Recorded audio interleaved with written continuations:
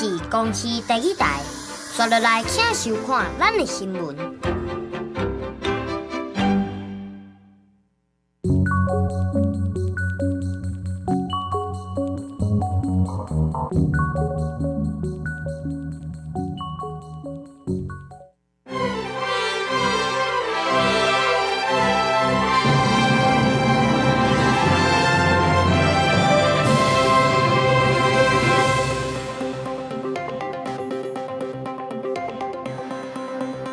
各位观众朋友，大家好，欢迎收看1月23下晡新闻，我是陈志安。先看今日新闻重点：彰化市全福街一栋透天，今透早4点着火，内底5个人姓曾的一对爸仔囝送医医院是救无转来。骗诉法修正案，总统府公告1月25生效。总预算案，国民党提告行政院甲部分的媒体放假风声来造谣。天我中将国安局涉嫌收中国资金，伫台湾发展武装组织，检方依犯国安法来起诉，就判重刑。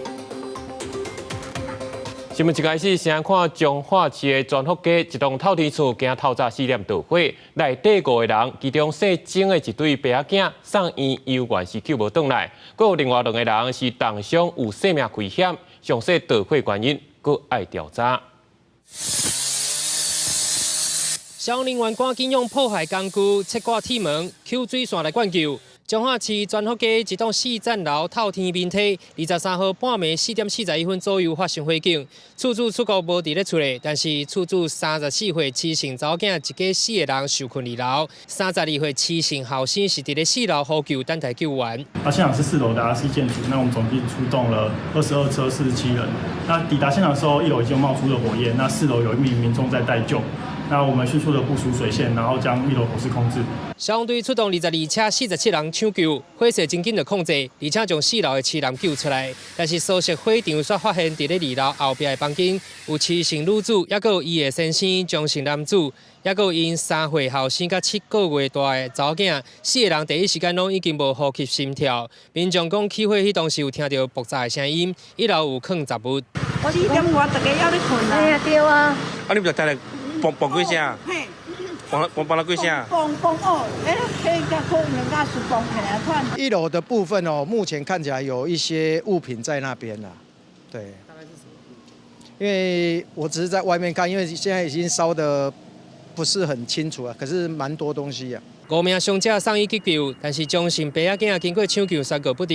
妻女甲查某囝虽然已经恢复生命正常，但是昏迷指数3分，医院伫咧加护病房急救。另外7人是轻微的击伤。7个月大的妹妹目前是进到我们的加护病房，进来的话，目前的昏迷指数是3分。那我们抽血的话，发现她有严重的酸中毒，可能还是跟她在火场有一些一氧化碳跟那个心跳停止是有相关性的。年前发生悲剧，造成2死2命，唯一轻伤。日时警消已经到现场轰炸附近的厝边，另外详细起火原因也搁有待消防人员调查。公视新闻综合报道。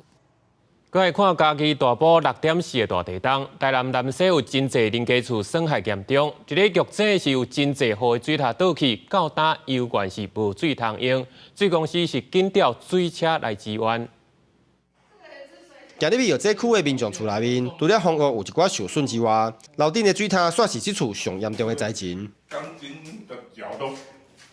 嘉义大埔6点4的地震，已经造成南西区超过300栋的建筑物起用搭上红单甲黄单。虽然邻近的药井区房屋受损较少，大部分是水塔倒去，民众无水可用，路面是随时会当看到吊水塔的画面。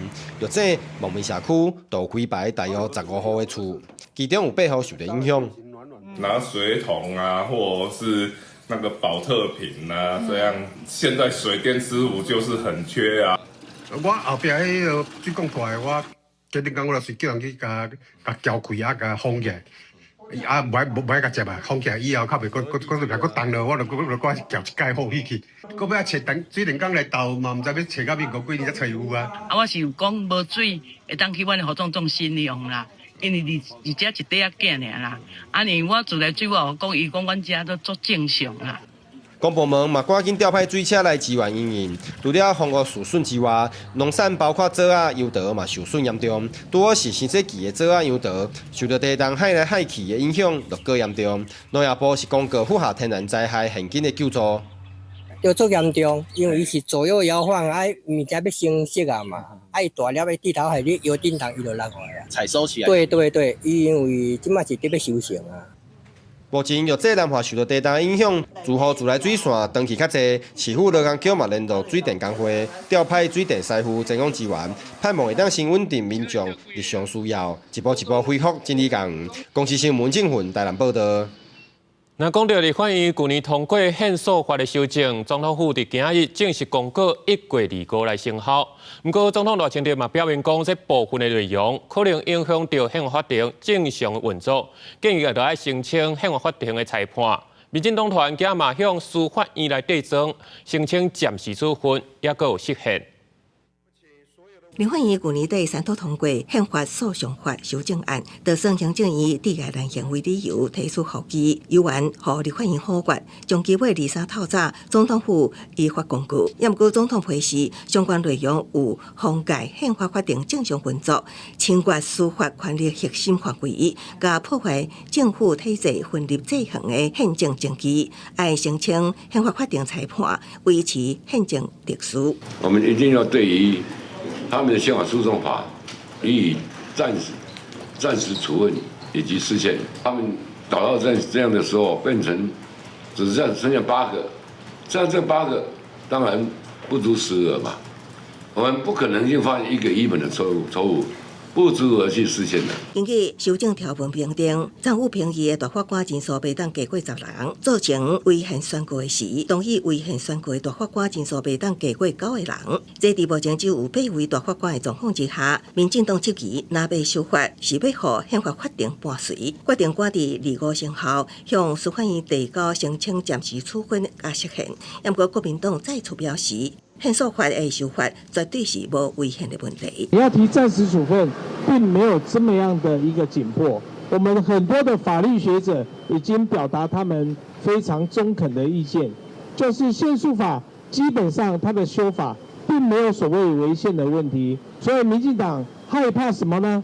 你害怕什么？最坏的结果，最争议的结果，那就是用现有的8位的大法官组成的一个宪法法庭，直接就把宪诉法就开始就把它冷冻起来了，就清清楚楚看得到，大法官配合执政党做政治操作。学者强调，暂时处分的制度是大法官基于法律来创造的，不过过去并无伫法律生效前就行使的前例。大法官如果真的做了暂时处分，那这个很明显是跟立法院的当时修改宪法诉讼法的这个蓝白阵营在野党的这个的用意跟意志是违背的嘛，就会造成就是宪法法庭跟立法院之间的一个明显的一个对立啦。那朝野的对立应该会更明显。苏主要也提醒，若大法官伫法生效进程的空棚之间裁定暂时处分，那会造成甲国会对立。宪法法庭超出党派定位恐惊也一直防小检。公视新闻采访报道。针对中央总预算的征集，国民党透早是去到警察局、各行政院甲部分媒体放假风声来造谣。民进党团的总调郭建明是批评讲，这宪法的问题，乃是去到这派出所来报案的。这行政院长邓英他嘛表示，但这总预算送到行政院了后，拍算会提出复议甲提出释宪。立法院三读通过114年度中央政府总预算案，两院继续互相呛声。国民党提议党团早起去中正1分局，各环行政院各部会甲部分媒体涉嫌造谣抹黑总预算，控告违反宪法。铺天盖地的谣言，事实上已经造成我们社会很多民众的恐慌。农业部造谣说老农津贴领不到了，财政部透过他的本专说统一发票奖金被删掉了。所有中央政府总预算在今年度要用的这个金额，事实上已经创了历史的新高了。现在的行政院的院长是历年来中华民国最富有的阁揆，那现在的这个政府啊，也是历年来最有钱的这个政府。专业批评114年度的总预算经过提案删除了，以完其诉讼相关，强调严格把关总预算是守护人民的前提啊。不过，民进党团总调郭建明批评，宪法展出的问题，不应该早起派出所报案。这个是宪法程式的问题，你要到宪法法庭去做事件同意解释，你把它当做一般小偷的东西丢掉，邻居吵架，跑到派出所去报案。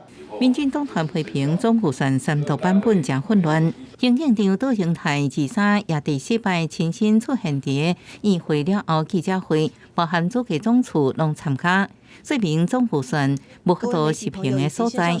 等待总预算送到行政院了后，会详细核对各建议提出复议，也针对实现来进行讨论。公视新闻采访报道。再来看咱陆军退伍中将高安国向亚出讲，透过统促党的总裁张安乐的牵线，收中国资金，伫咧台湾发展武装组织，要做中国内应，协助中国进攻台湾。这检方是依照违反国安法起诉高安国等等6个人，对高安国是求处10年以上的党刑。那些企图制造分裂、阻挡统一的势力啊，无论内外，注定将在这股不可逆的洪流中被淹没。呛声使用两岸对立的人会加做历史的回震。陆军退伍中将高安国鼓吹两岸统一反台独，山野出加做强调，加做史上强烈暗的退伍上悬的将领。涉案的包含高安国姓刘的女朋友台湾军政府发言人欧少康，陆军退伍司令部后勤部少校张胜福，退伍陆军中尉柯建宏等6人。我们台湾还有遗嘱啊，追求和平、反战争、要求统一的这一实践。高安国是陆军出身，捌做华东防卫司令部司令官、陆军第6军团司令部副司令。高检署指挥官承办掌握高安国、侯孝康，伫冲突党总裁张安乐引荐之下进出中国，互中共吸收了后，伫台湾发展武装组织，撤回颠覆政府作战计划，先到做类型协助强军攻台。高检署指责以涉犯国安法起诉6人，高安国各被求处10年以上党刑。目前并没有现役官兵的涉案，也没有重大的国防机密资讯泄露的一个状况。高安国真济摆写统一计划书，得到中共500万嘅金元。去年佮组织成员到北海岸勘察地形，利用无人机、无机、紧张监视军方机动雷达车，回报中共，引起各界关注国安危机。中间人其实也是这个张安乐，所以在这样的状况之下呢，我们到底应该要用什么样的法规，能够先把中间人呢予以规范？这些资讯如果提供给中共来运用，或者是成为公开的一个依据以后，那势必我们在国军的固安作战计划还有机动路线方面都要做更周延的保密措施，甚至要更改整个机动路线。重点还佫一摆重创国军形象，李慧认为应该修法加强外犯罪，加强协助的力头。伊北辰指出，国军爱强化官兵保密防谍，也爱重新盘点作战的阵地。公视新闻采访报道。前台北市长郭文哲因为金华城甲政治献金案在收押禁见，昨是传出讲，因为收到新竹台大病院发出因老爸病情危急的通知，伫咧介护之下来到病院来探望，无到半点钟就随离开。昨晚8点40分，这台黑色的厢仔车驶到台大病院新竹分院，纪律会发言介护，落车是前民众党主席郭文哲。郭文哲挂嘴安无靠手铐，面对镜头拢无讲话，通讲是病院对郭文哲的老爸郭成发发病危的通知。郭文哲的家属申请介护探视，可以登去看92岁老爸。主席特别回来看爸爸吗？他现在进见喽。有这位法警包围郭文哲伫咧病内面停差不多半点钟，媒体也问到因老爸情形，郭文哲是无讲啥。主席和爸爸还好吗？这个月初二，郭文哲国和法院裁定羁押禁见，这么看起来面色正沉重。台北看守所讲，会继续注意郭文哲收容的身心状况，若必要会提供心理辅导的资源。科员家属于今日下午检具资料向本所提出声明，本所依受刑人及被告返家探视办法规定审核，并通知法院。经报请矫正署核准后，即派员借护其外出探视。因那郭文哲牵涉的金华城案，也有民众党政治献金案，今仔早起第一遍开庭审理，的团反将亡基金会董事长李文忠等3人。公司新闻综合报道。台北法院是针对金华社案甲政治献金案，今头一届开庭来审理。团台北市的副市长裴景生甲前督规会的执行秘书邵秀培2个人拢表示愿意认罪。邵秀培律师是向法院来争取讲，会当互被告假罪2年。瓜子案地保啊来到台北地院，前台北市副市长裴正新涉及金华城案件和检方起诉了，法院伫咧2月第1面开庭。今天还是一样会认罪，对不对？裴正新涉犯贪污的道理罪嫌，伫庭上提供伊前一阶段应讯30几遍，该讲的拢讲啊，应该认罪啊，拢认罪啊，无新的口径。对起诉无意见，不过伊的律师对论罪标准是有意见。我们认为起诉范围有点过广，但是没有否认犯罪。同一天被传唤到庭的，也有前台北市都委会执行秘书邵秀培，伊伫庭上讲，就敢若前一阶段所讲的愿意认罪。伊的律师也请法院参考到邵秀培伊烦恼态度好，已经转做污点证明等理由，会当予伊2年缓刑。请问今天在法庭上全部认罪吗？排伫上尾啊审理的是在案的被告将亡基金会董事长李文忠。专案的第1遍审理并无传唤在案的前民众党主席郭文铁、维京集团主席沈庆京、甲台北市议员应晓薇等人。不过沈庆京以身体的原因为理由，已经申请拒保停押。公司新闻采访报道。咱台湾和马祖之间的台马3号海底电缆正常登记，想要到昨在台马2号电缆也传出问题。即马2条电缆拢总登记，司法部是表示讲，已经鉴定过，应该是这时间久啊自然害去的，已经启动闭源的这通讯设备，按算2月就当修理好势。在稍早的时候呢，马祖网路有1度的中断。画面也因无公布，声音也断暂，因为连接马祖甲台湾本岛的2条海底电缆陆续出现断缆状况，造成马祖的网络通讯不受影响。目前是说用微波来就是支撑马祖的网路，可是在于一个如果说是网路大家在巅峰实况的一个使用状况的话，可能也是会有点影响。海缆断掉以后，我们的公文系统这些网路上就内割掉了，比较慢。如果万一有重要的公文，就没办法看得到，那就没办法做马上的处理，这比较困扰，就在这一点。网络速度减慢，再起也连带影响北干乡公所的文书系统处理作业。台马2号海缆连接东引到淡水，台马3号海缆连接南港到汤屿关心，连接台湾马祖的台马3号海缆1月15日下昼发生障碍。今日透早5点外，台马2号海缆也回报障碍，司法部再起紧急召开记者会说明。并没有在断的地方发现可疑的船只，所以我们研判它是一个自然的裂化，请中华这边即刻启动微波的紧急备援。在海象允许的状况下呢，我们现在收到的通报，最快会在2月底，2月完成修复。除了启动微波卫星等闭环方案，也尽速协调海南船修复台马2号到3号海缆，海上条件稳准之下，上见会当伫2月完成修复。司法部表示，因为台马海缆最近几年发生几啊摆的障碍，今年已经步行政院协定，将包括台马海缆在内10条国内海缆列入关键基础设施，投入更加侪资源维护。为了韧性，这些部件像卫星通讯、低轨卫星，去年司法部投入大量资源。不管发生什么天灾人祸、人为破坏，我们都有足够对外的通讯的频率。司法部也补助中华电建立台马4号海缆，借由新设海缆增加通讯路由甲分散风险。预计2026年6月完工。公司新闻采访报道。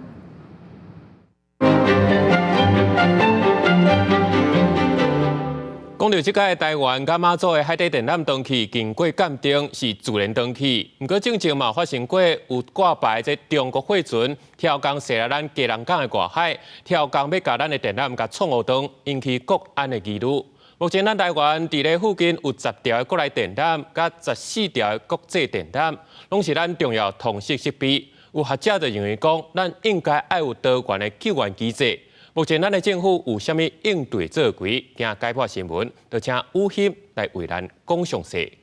是主播，最近咱台湾海底电缆等暂时接发生，也即马台马2条线路自然来歹去，海底电缆的影响是引起讨论。也进前中国准破坏咱的海底电缆，国家安全嘛引起关心。唔那咱关心么？国际嘛关注。就伫咧去年11月中，欧洲波罗的海2条海底电缆嘛互破坏，查落去发现讲，就是甲中国有关系。欧洲的怀疑是中国甲罗西亚做伙起无空。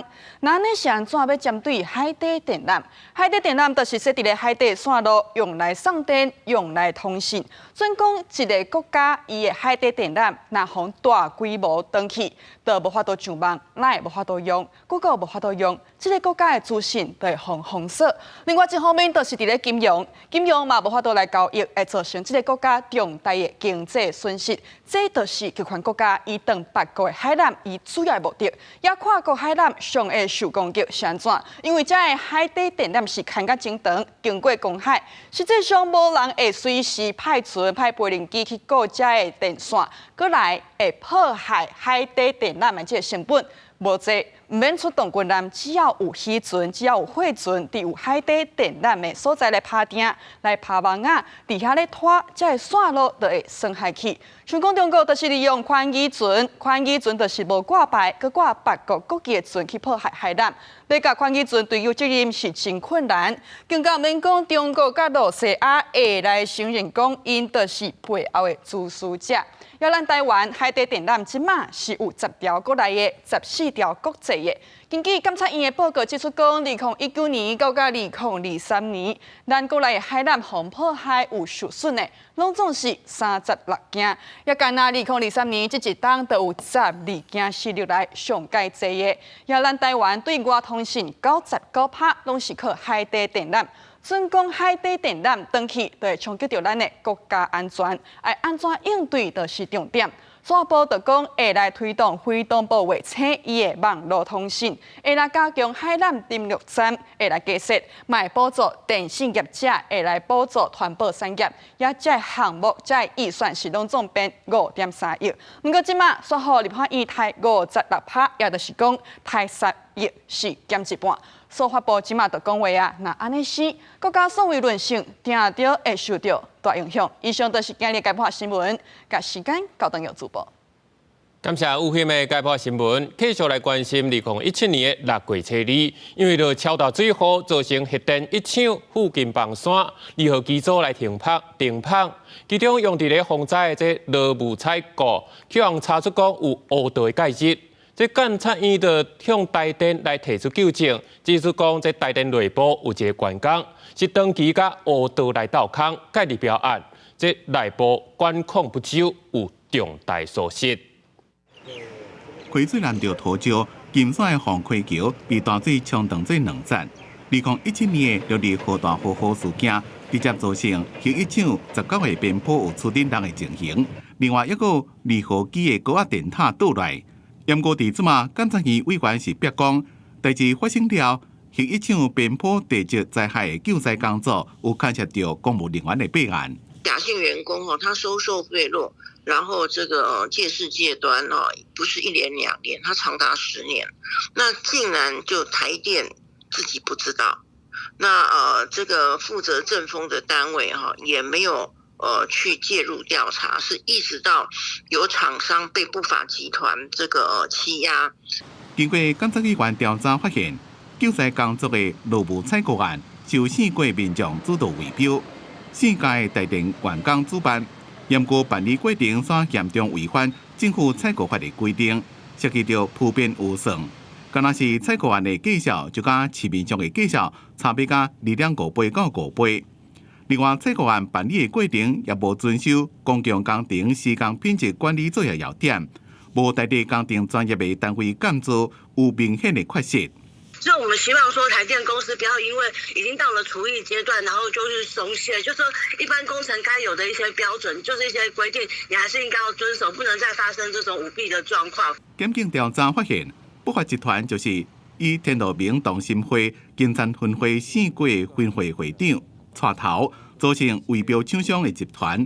在这期间，用部队协助其他厂商，4家员工就做白手套，自18年开始向厂商所需汇款，涉及到饮酒应酬、收受财物。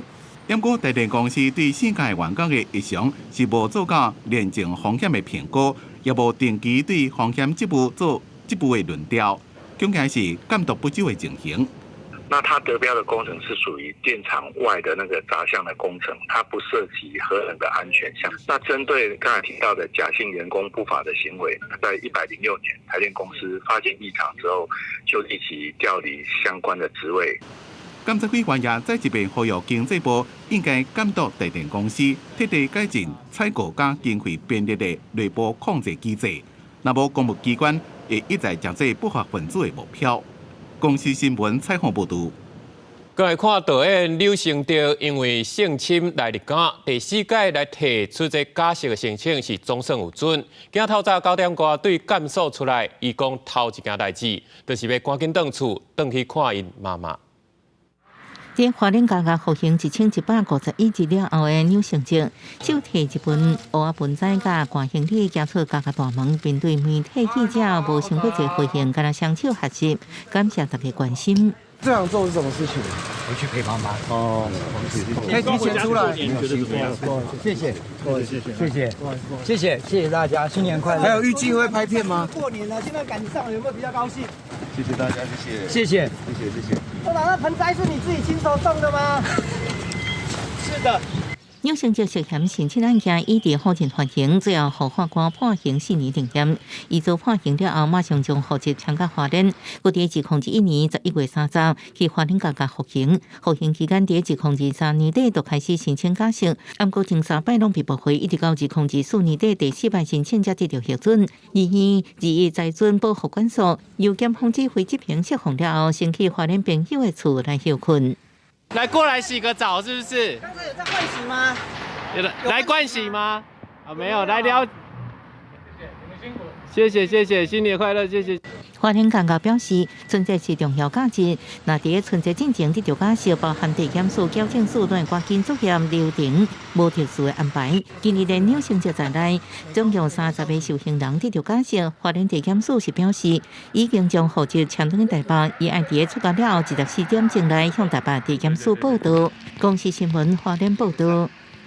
再来看台东县这个月，一个84岁老阿伯骑电动大步车，扣后壁一台机车撞到，造成大步车后座一个人死亡。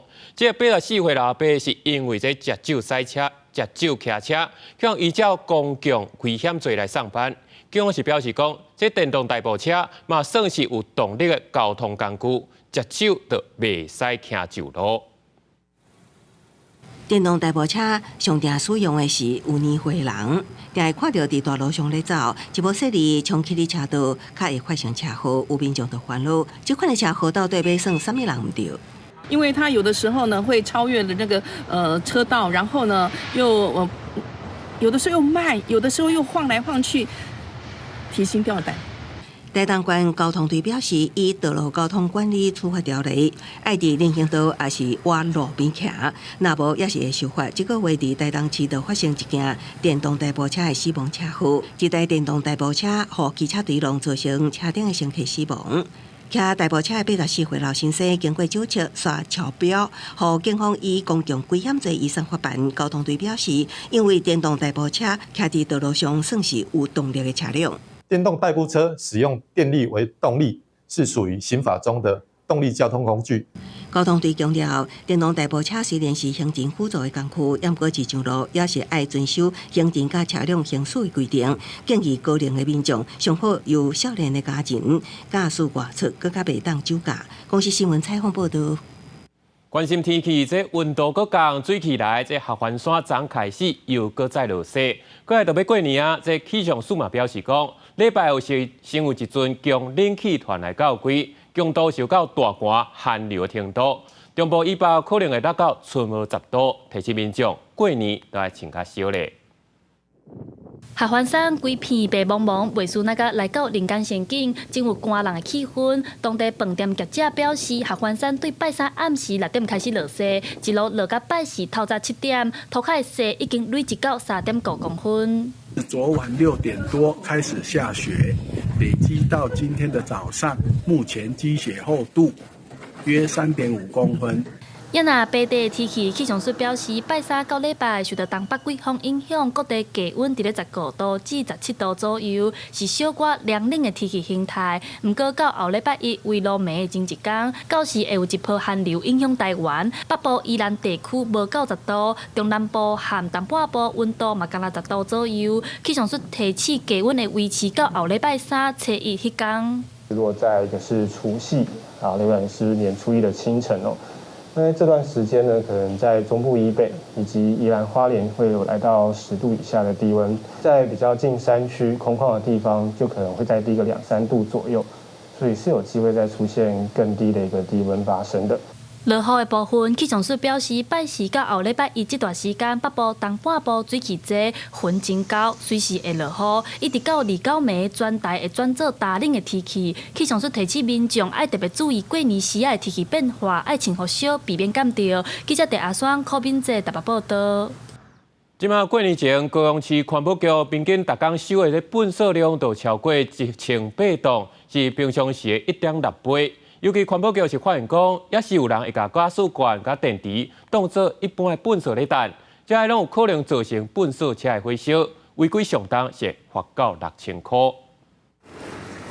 过年前，民众拢开始报警大摒扫，将无爱滴的物件拢清出来担，或者昨高雄市的垃圾量增加1.6倍，平均逐工拢有1817吨的垃圾。为了要减轻清洁队员的负担，环保局提醒民众上好是做好垃圾的分类，若无会依法罚1200至6000块。啊，无分类安怎你知无？哎呦，罚钱哦！罚钱！啊，你敢知啊？像米粉类啊，迄种物件，迄嘛爱等回收。要有迄落啊，迄落什么厨余呀？米粉爱回收是正确的，而且佫爱掺水辣辣的，才会当单喷的回收桶。因为米粉是属于危险物，会引起爆炸回收车。高雄市环保局讲，这几年大家较有分类回收的观念啊。不过过年前也是有人会偷食补，将一寡危险的物件掺伫一般的垃圾做回弹，甚至有人把加速桶摕来弹。环保局强调，有5大危险的垃圾一定爱分类好势。呼吁民众应将锂电池及行动电源交付资收车或超商，高压瓶罐如瓦斯罐等排空后交付资收车，粉状物如奶粉加水后厨余回收，香灰金纸胶水装袋丢垃圾车，瓦斯桶灭火器交付原购买店家回收。进前嘛，有民众乌白蛋加速罐造成垃圾车回收意外，民众爱注意。环保局表示，今年高雄清洁队收垃圾到2到暝下晡5点，将会初1到初3无收垃圾，要到初4的2时才开始清运。记者柯家族、柯昭阳高雄采访报道。汤圆的年货架正前才互人投诉讲，内底介绍拢咧乌白化，即马佫去人讲，买回去的这肉酥甲肉干，内底有塑胶粒仔甲铁路啊落去的铁线。市府是表示，会佫要求加强管理，若无改善，上严重会禁止来摆摊。农历春节伫要到啊，落雨天，个冷叽叽加上汤圆年货大街，一直有消费争议，现场买气无好。有便宜的，也有比较贵20块啊。我觉得应该可以，就是内容更丰富一点。伫顶日汤仔介绍前期，年货大街高团做肉酥，互发现不明的塑胶片，甲肉干藏有铁丝，民众的手互挂着伤。我们肉干现烤都是一整片的，一整片之后拿出来现场现切，有钢刷不可能没看到。肉干在现场烘烤后分切成条状，冷却装袋贩售。现场建有钢刷，用于烤台刷洗。查核时检视肉干条未见钢刷等异物。针对肉酥坊发现有塑胶片的业者，已经要求停止营业和贴摊。另外一间业者防止控肉干藏铁丝，卫生局稽查了后，依食安法规定要求业者随改正。23号早已经无搁使用铁路啊清洁用具。摊商委屈表示，除了提供医药费，也予6000块的慰问金。也毋过做生意遮尔久啊，是头一摆拄到即款的代志。消费者也拢毋捌直接甲因反映，也实在甲商理有违背。家己做的是小本生意，也想要了解到底是安怎发生的。让民众来桃园年货大街能够安心采买，是否将由卫生局以及消保官不定期做稽查？经发局表示，已经加强宣导食品安全相关规范，要求所有参与的法仔加强自主管理，也会继续强化活动现场的管理甲监督。针对于法仔消费争议案件，市府会依照经济轻重来贴摊，也是靠缴的保证金来维护民众的权益。公视新闻采访报道。即马诈骗案件是满满是时代力量，今日是公布一份诈骗风险的报告，其中就讲将近70%民众一礼拜拢上无会当看到一个假投资的广告，全国是有2%至3%民众可能拢是受诈骗高风险族群。提醒民众若对资讯有疑虑，一定都要先查证，才袂去用骗去。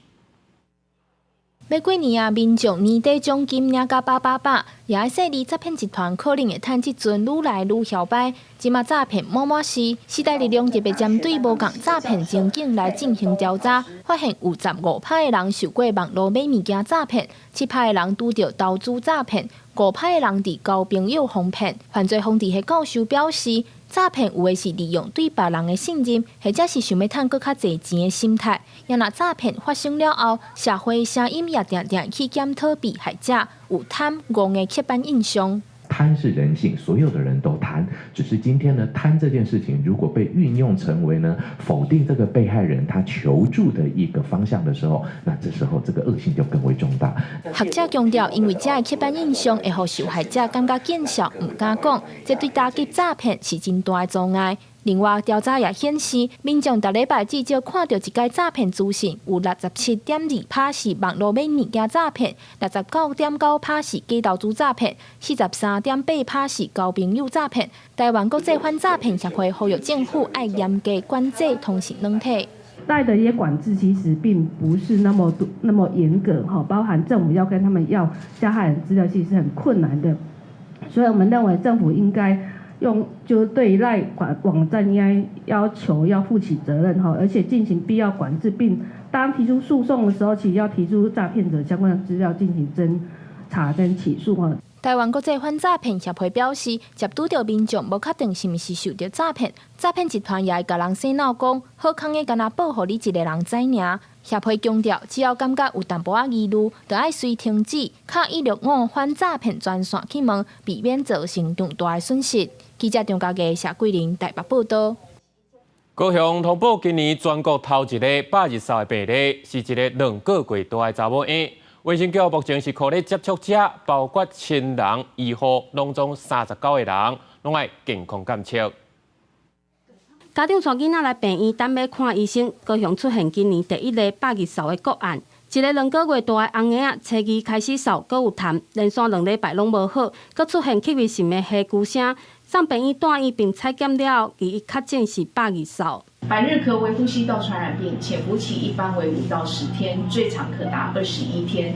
主要是透过飞沫传染，初期的症状跟感冒类似。口罩要戴着，尽量少去那个人多的地方。其他家长知影有一点仔紧张，表示会互囡仔挂好喙罨。卫生局接到通报嘛，做一调，确定翁仔仔主要照顾者是妈妈甲阿嬷。阿嬷1个月前就有扫的症状，其他厝内人目前无状况，赶紧将厝内人甲医护总共39人列做接触者，预防性投药。小朋友感冒常常会造成一些吸支气管炎有时候也会咳得蛮明显的大部分1-2个礼拜慢慢就好了。咳得比较持久、比较厉害，咳到吐奶会有点喘那个就要找医生评估一下。医师表示，就因为8日扫一开始症状甲感冒真成，真歹分得出来，加上翁仔仔无抵抗力，更需要5下预定疫苗防疫。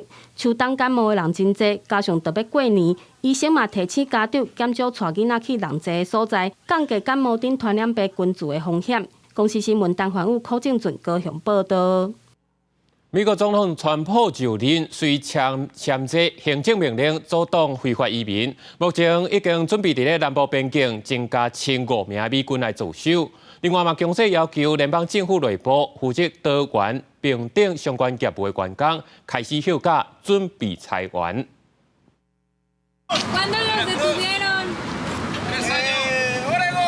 8日暗，上百位移民伫咧加州南部边境被赶到墨西哥的提华纳。因为美国总统川普上任的即天就宣布，因为非法移民入侵，国家进入紧急状态，并且签署移民相关行政命令。白宫伫拜三也阁证实，美军将会向墨西哥的边境增派1500位现役军人。President Trump is sending a very strong message to people around this world. If you are thinking about breaking the laws of the United States of America, you will be returned home, you will be arrested, you will be prosecuted. Do not come. 第一批增派军力包括500位海军陆战队的队员，也有陆军直升机机组人员加情报分析员。因将会加入这礼拜川普就职之前就已经驻守伫边境的2200位现役军人。也有几多千位国民警卫队的成员。川普伫咧第一任期的时阵，就把下令派5200位部队协助确保美国甲墨西哥边境的安全。前总统拜登也北向边境部署现役军人。2024年2月，22岁女学生莱里，和一位非法入境美国，而且因为起点内偷摕被通缉的委内瑞拉男性移民杀害。众议院第2日就以263票对156票通过莱肯莱利法案修正案，也就是要求移民官员拘留有轻微犯罪行为的无证的移民。法案将会送交给川普，将这是会任总统了签的第一条法律。另外，川普反国产、反多元共赢政策也开始做。美国人事管理局第拜日向各机构发出备忘录。除了和 DEI 办公室，也就是负责多元平等包容政策的职务员工开始向有薪假以外，也个要求各机构提掉所有跟 DEI 相关的官方网页，也个取消所有跟 DEI 相关的备份或者是合约，并且伫10天内向川普办公室报告，看是毋是也个有 DEI 计划想要用改名的方式搁偷偷做，若无将会面临到不良效果。这项做法也和民主党的众议员批评。The misinformation and disinformation on what DEI hire is has been that there's an individual hired because of their diversity, and many of these positions are positions in which the person is responsible for diversifying the workplace, for recruitment, for retention, for creating a space that is welcoming for everyone. 除了冻结招聘，川普也个宣布一项返回办公令，要求联邦政府员工结束自新冠疫情以来的远距工作模式，恢复一礼拜5天到办公室上班。公司新闻张玉林编写。过来看日本 JR 那加路车头附近，昨是发生随机攻击事件，这查甫人举刀攻击人，造成1死2伤。另外一方面，在德国的西南部，有一个查甫人去公园举刀攻击，造成2个人死亡。当地居民手提蜡烛，伫中央广场集会，向迄天互人举刀攻击死亡的人致哀。德国西南部城市奥沙芬堡一个公园，22早起11点外发生举刀攻击事件，造成伤亡。Ja, dass es halt wirklich furchtbar ist. Also wirklich, wirklich furchtbar. Der gestorben ist, so alt wie ich. Meine Schwester hat 2 Kinder, die auch nicht so weit weg sind vom Alter. Das nimmt einen schon halt richtig mit. 警方讲，嫌犯是28岁阿富汗查甫人，迄当阵缀着一个幼儿园的囡仔后壁，伫囡仔准备要离开公园时阵，突然间举刀攻击，一个过路人想要保护囡仔，甲一个2岁查甫囡仔拢不幸死亡。初步调查甲恐怖主义无关系。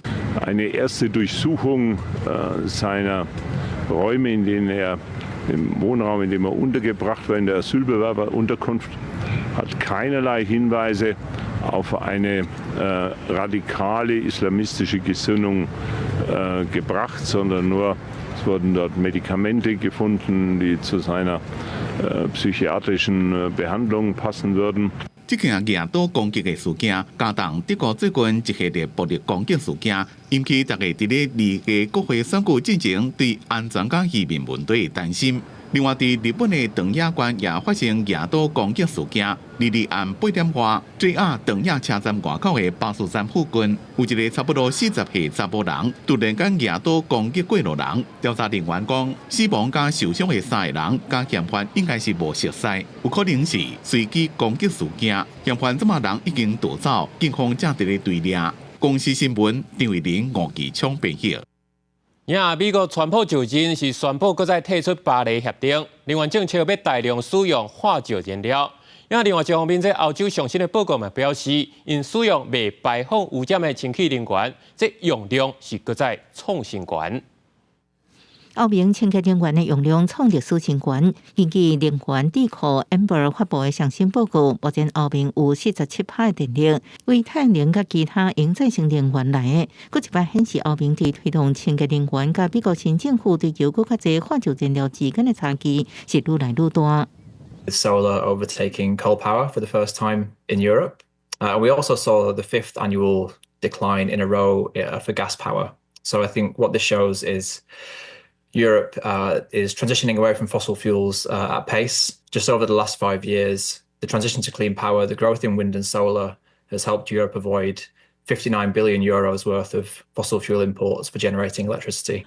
报告指出，2024年澳洲的太阳能发电量占澳明总发电量的11%，超过第一摆60%的头段。巴西可再生能源发电比例上悬，将近89%，其中大部分是为水力发电来的。加拿大差不多占66.5%，中国30.6%，法国26.5%，美国22.7%，印度19.5%。澳洲清洁能源转型，这么关键的原因之一是2019年通过澳洲绿色新政，为气候发铺路。美国是全球历史上温室气体排放量上大的国家。川普上任之后，真紧签署行政命令，美国2摆退出巴黎气候协定，不过无明确说明具体时间。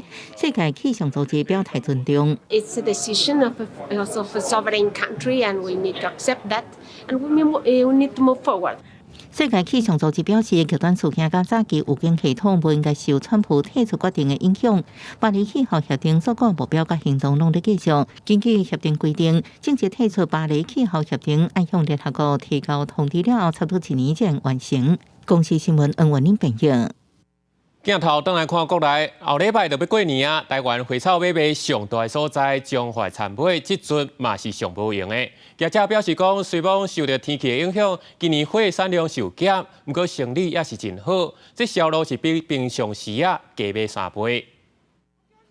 民众开车载趁过年前来买花，转去庄塔厝内，除了红的、黄的、喜气色水的花受欢迎，代表大吉大利的吉仔、好彩头的彩头，阁有旺来花，嘛拢是年这时啊，民众真介意买花草。旺来花迄个象征呢，就是一个过年旺旺旺，嘿啊，我是真爱花的人士。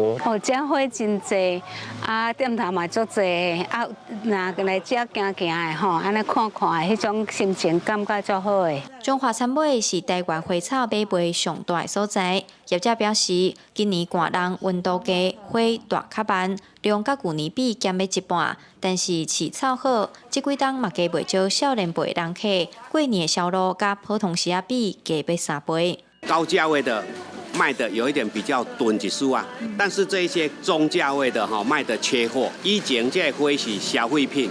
但是，阮有发觉，自从疫情了，这花真疗愈嘛，就变做必需品。天候的不稳定，要开始变冷的时候，一口气冷下来，所以说有很多都来不及长大。应景的花卉啊，拢足水的，搁今年的天气较凉冷，愈凉冷对咱的花的好处就是讲咱的花期会搁加较长。所以讲互你这个过年啊逐工都有花。产买公路花园协会表示，今年虽然天气寒，产量有较少，但是花的价销无啥起，尤其温度低，互花的品质搁较稳定，开花嘛会当挡较久。记者杨淑晴中华报道。过年出门佚佗嘛爱顾环保，环境部是搁再提醒讲，对今年开始，旅社饭店袂使主动提供一包一包用一届就断掉的个人用品，包括洗浴的用品、泡沫水嘛爱改做大罐的。过年期间会加强来稽查，违规者开罚单，限期改善。各地啊拍开内底拢是出门佚佗过暝会用到的物件。环境部规定，今年开始，你所业者袂使主动提供一届性的螺、起面仔、起膏、药膜啊、喙手扣啊、甲泡6项物品。业者也要该提供大包装的洗发精、洗身躯精。环境部表示，这个过年期间会实时稽查，业者若违反规定会开罚。那都会改由这一个挂壁式的那种大瓶装，那环保局会就这个部分会去做稽查，会被依废弃物清理法罚1200到6000元，那限期改善。根据环境部做的调查，有74%的民众支持这个政策，但是也有13.6%的民众无支持。第一线理所业者讲，确实有一寡民众会有无同意见，无炸家己的用品，业者透过宣导也会变巧来解决问题。因为我们其实在客人入住之前都已经会强调，一次性备品本来就应该自备，没有的话再跟我们索取就好。有业者讲，若民众无炸家己的用品，也是会使向业者摕，也是用买的。业者讲，因也当咧透过一寡方法降低民众对这个政策 complain 的现象。亲像民众若无炸用品，会当透过关键角和社福团体来换一改成用品，以多元化方式来推广政策。记者阮李玉凯台北报道。台北国际电动展览今日开幕，今年是拢总有30个国家来参加，超过350种的电动游戏。主办单位嘛，还有政府爱增加预算来补助 AI 产业，带动产业的转型。台北国际电玩展登场，拜四早起9点，大家透早5点就来排队。其实也没有要抢什么，就是都来看看。各家厂商花招是800款，吸大家眼光。经典游戏心魔之塔，依然有4种的卖奖，摆甲长乐路，也有业者组织136寸的超大显示幕，满足游戏当中视觉感官的快感。视听设备结合以后，它那个呈现的立体效果，让玩家可以更能够融入这个游戏当中。加州全球今年第一个大型电玩展，有全球30个国家346间业者参加。今年上大的大会真天长，敢若展出到150个大会。除了经典的马里奥甲碧姬公主会出现在会场，也有破100款今年才要上市的游戏，拢会在现场全部欣赏到。为了推动游戏产业的发展，持续透过挹注资金、连结国际、健全产业环境等面向，推动数位游戏产业的发展。现场是客家直统统，对总釜山雕像工行结束。主办电玩展的台北市电脑工会理事长余元呼吁，政府要充足预算，协助 AI 产业带动产业的转型。我们认为，在整个总体国家的这个数位发展上面，还是需要有一个持续性的一个政策的推动。连续4家电玩展陆续展开，包含电脑、VR 实境加手游，什么拢有，展出超过350款的游戏。业者唱功、hiệu果加春节相机，每项精彩丰富内容，将大家心了然。公视新闻采访报道。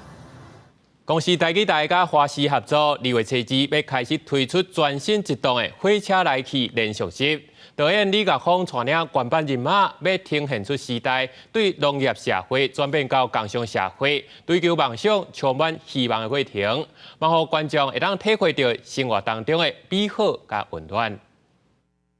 便当，买便当吧。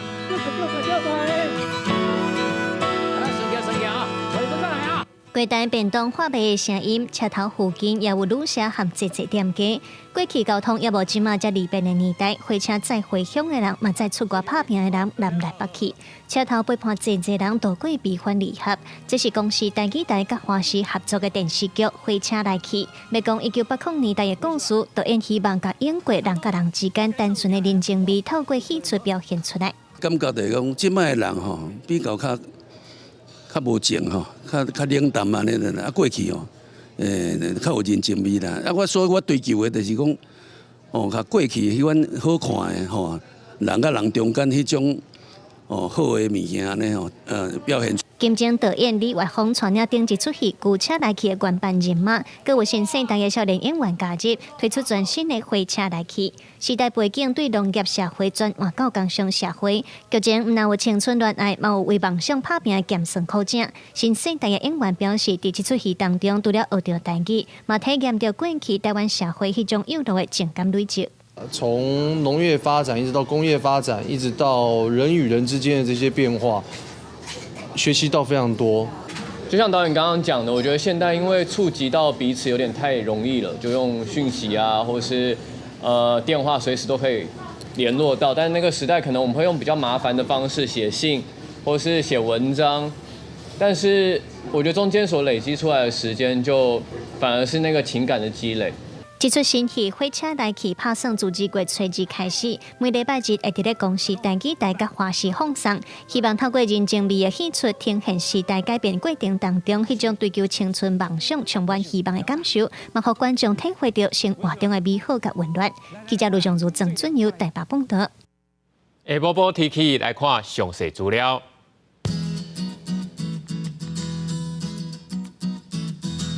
北部地区16度至19度，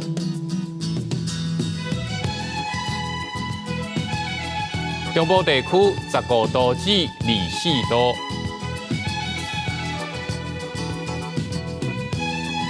南部地区19度至26度，东部地区18度至23度。外岛地区13度至19度，还有未来3天的气象。